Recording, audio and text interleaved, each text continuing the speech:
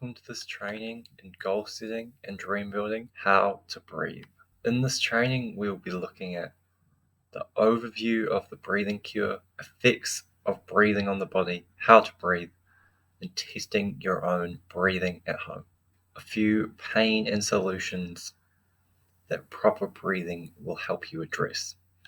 Proper breathing techniques can help you address and alleviate various pain points in our bodies. Breathing techniques include incorporating proper breathing, includes reduced muscle tension, improved posture, increased flexibility, and enhanced relaxation and recovery. Breathing exercises can also help manage chronic pain conditions, promote overall physical and mental well-being, and good posture and a strong, stable body all starts with proper breathing. If you implement this, an outcome will be you'll be able to breathe to achieve optimal health and performance in your chosen sport and in your life. The breath will lead you to success. Is the start of everything. So, we all breathe 25,000 times a day. That's quite a large number. The breathing cure method emphasizes light, deep, and slow breathing.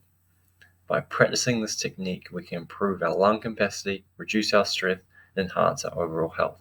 We will learn how to do this later in this training. To understand our breathing, though, we must first understand our nervous system. Nerves of steel. So there are many sayings around our nerves and our stress, such as my nerves are afraid, you're getting on my nerves, my nerves can't handle this. As indicated, the nervous system plays a vital role in evaluating and processing stress in the body. A brief explanation of how the nervous system works. The nervous system is a combination of two systems that work together: the peripheral nervous system that controls our conscious movement, and the central nervous system, which contains the autonomic nervous system. These control the bodily actions that you don't normally regulate through conscious thought, such as digesting and eliminating food, releasing hormones, sweating, and the regulating of blood flow to different muscles and organs. The autonomic nervous system is further split into two branches: the sympathetic and the parasympathetic.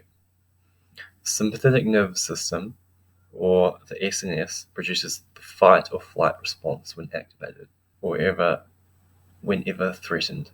Our natural inclination is either fight to protect ourselves or flight to run for our lives. A potentially stressful situation will activate the SNS and prepare your body for fighting or running by producing the following responses: releases stress hormones, shunting blood away from your internal organs to your skin and muscles, stopping your digestive and eliminative process, and increased sweating.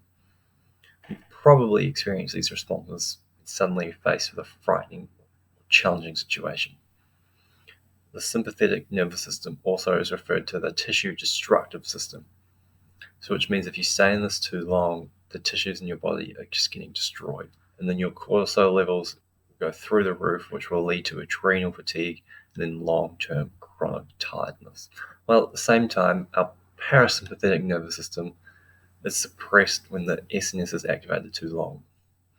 The parasympathetic nervous system stimulates digestion, metabolism, and the release of tissue-building hormones that allow you to recover and to grow. If the parasympathetic is constantly shut down, you'll be unable to digest foods and repair your body effectively.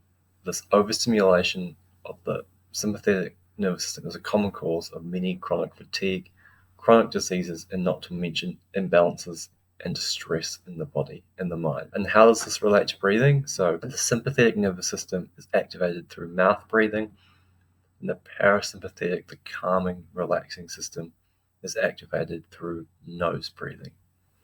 So most of the world are mouth breathers. And how does that help your recovery? It doesn't. So in order to achieve optimal health, we need to start to learn to breathe through our nose.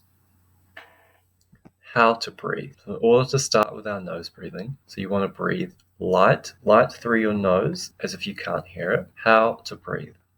So there are three keys: light, deep, and slow. So you want to breathe light as if you can't hear the breath, deep into your belly button. This will access all 5 lobes of your lung, giving the most oxygen into your body. And slow, you want to breathe 6 breaths per minute. I would first recommend trying this on your back, as it is much easier to get a good breath into your belly than when standing if you are not used to this. While lying on your back, your belly should expand, your ribs should then go out, and your back should press against the floor, and then your chest should rise. Pretty much it's 2/3 belly and 1/3 chest. Try on your back now for 10 to 15 minutes and see how it goes. Remember, light, deep, and slow.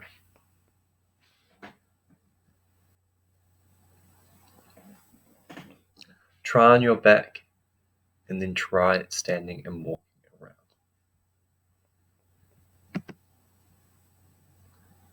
This leads us to the bolt test.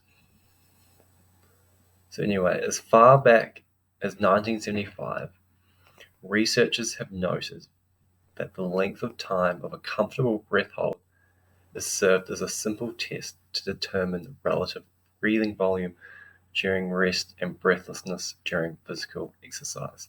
So pretty much it is, say for athletes, it doesn't matter how fit you think you are, if you're not breathing correctly, breathlessness overcomes you a lot quicker because oxygen isn't getting adequately supplied around your body. The body oxygen level test, the BOLT score, is a very useful and accurate tool for determining this relative breathing volume.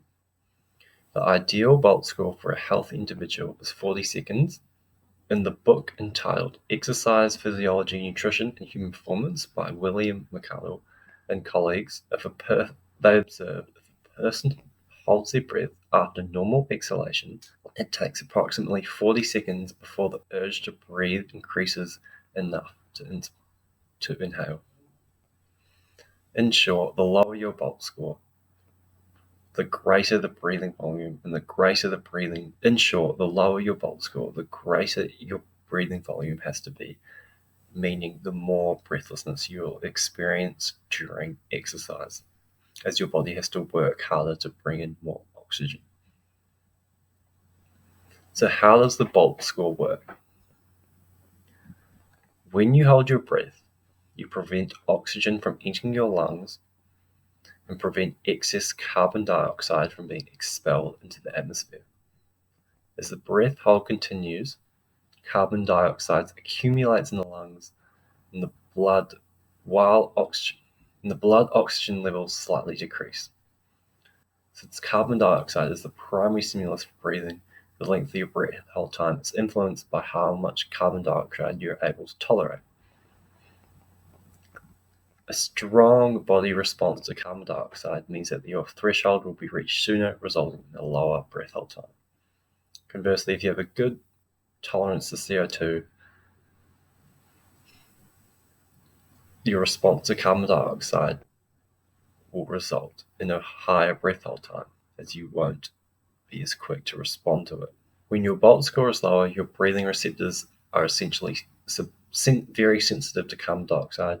Your breathing volume will be greater as the lungs work to remove any carbon dioxide in the excess of your program levels. However, when you have a normal tolerance to carbon dioxide and a higher BOLT score, you'll be able to maintain calm during breathing, during rest, and lighter breathing during physical exercise. You may find that the first time you measure your BOLT, you're surprised that your score was lower than expected, but then remember that even elite athletes can have a low BOLT score. The good news is your BOLT score can be easily increased with a series of simple breathing exercises, such as breathing light, deep, and slow for 15 minutes a day. So how to do it? I've listed the instructions of how to do the BOLT test here for you to practice for yourself. So to summarize, the BOLT test is testing how your body responds to carbon dioxide. So this is good. This test is good for anyone from normal to free diving to elite athletes to big wave surfers. To recap, success can be achieved by focusing on your breath, Next steps, make sure to breathe through your nose 99% of the time. When starting out, it's just the important thing is just to be aware of your breath and be able to catch yourself if you notice yourself breathing through your mouth various different times of the day. Consistent practice leads to improvement, and these tips can benefit you in multiple aspects of your life, not just sports. I will see you at the next training in Tai Chi and working in. Thank you.